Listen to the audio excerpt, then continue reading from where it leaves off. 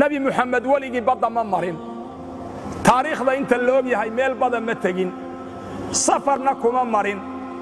haddana wuxuu ina leeyahay midkiin yuuna badda fuulin laa yarkabanna axadukum albaxr midkiin badda yaanu gaadiidkeeda raacin fa inna fi lbaxri badda waxaa ku jira maa'un biyo wa taxta almaa'i naarun dabbaa ka hooseeya biyaha wa taxta annaari naartaana maa'un biyo kalaa ka sii hooseeya xaqiiqada maanta cilmiga badaha iyo culuumulbixaarta dadka ku takhasusay ay sheegaan ee gaalada ah muslimka iska badaahi waxaa weeye baddu saddexdii bay ka kooban tahay waxaa loog yahay biyahan caadiga ee dusha ku jira marka la dhaafo qishro yaroo dhula baa loo tegi dhul yaroo khafiifa dhulka haddii muddo la qodo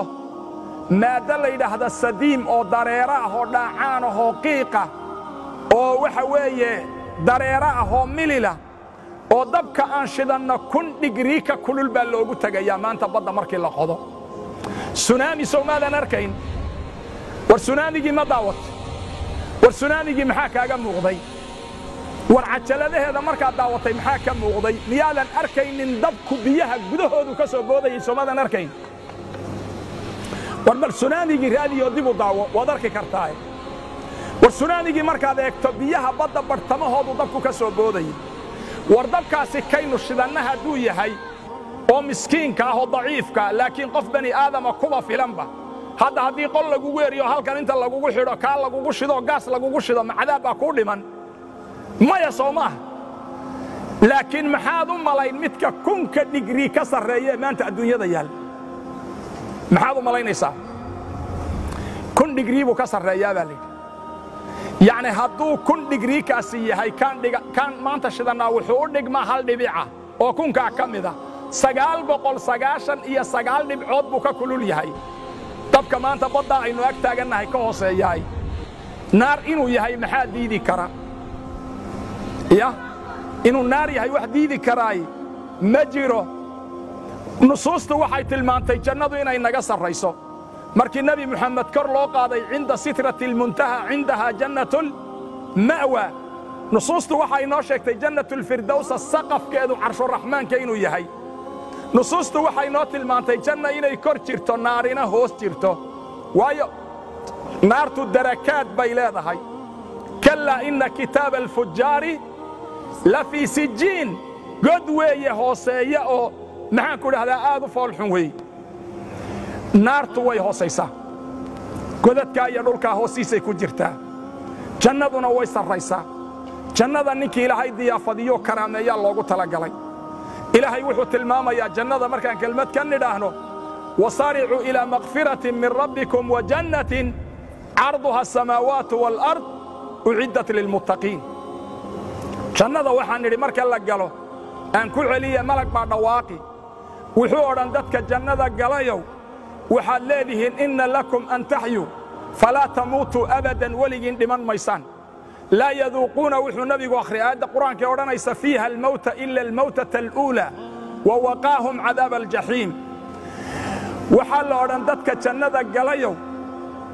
xanuunsan maysaan oo marad idinku dhici mahay weligiin waad caafimaad qabaysaan waxaa la odhan dadka jannada galayow baahan maysaan ee weligiin waad nicmaysanaysaan waxaa la odhan dadka jannada galayow waad dhallin yaraanaysaan oo ilaahay waxaad ku leedihiin an tashubbu falaa tahramuu abadan dhallinyaraad ahaanaysaan oo gaboobi maysaan war meelaan lagu gaboobayn oon lagu dhimanayn oon lagu gaajoonayn oon lagu cabsanayn ya gabow ma leh oo geeri ma leh oo waxa weeye wax xanuun ma leh oo gaajo ma leh oo cabsi ma leh shanta marka la isku daro waxa dheeriya yaxillu calaykum ridwaana rabbikum ilaahay baa idinka raalli ahoo dib damba idinku cadhoon mahayo wey ilaah baa idinka raalliya mar dambana idin cadhoon mahayo wey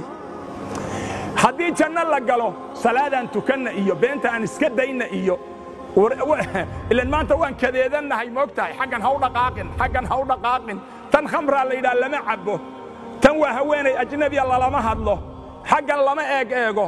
indhahaaga ilaasho dhagahaaga ilaasho carabkaaga ilaasho tallaabadaada ilaasho hantidan iska ilaali xaggan iska ilaali awaamir baa ina saara soo maaha war markaad dhimato horta awaamirtaasi waa lagaa qaadi waxaa lagu odhan jannada waxaad ku leedahay walakum fiiha maa tashtahiihi اlanfus wataladu اlacyun waantum fiiha khaaliduun buuhi ilaahay laa ilaaha ila allahu muxammadun rasuulu اllah ilaahay wuxuu tilmaamayaa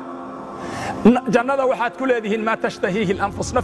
naftiinnu wax alla waxay rabtaad leedihiin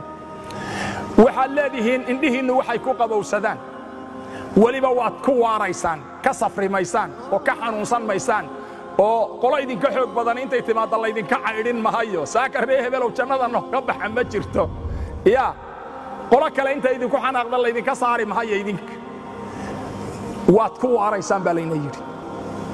jannadaasaa horta wax loo shaqaystaa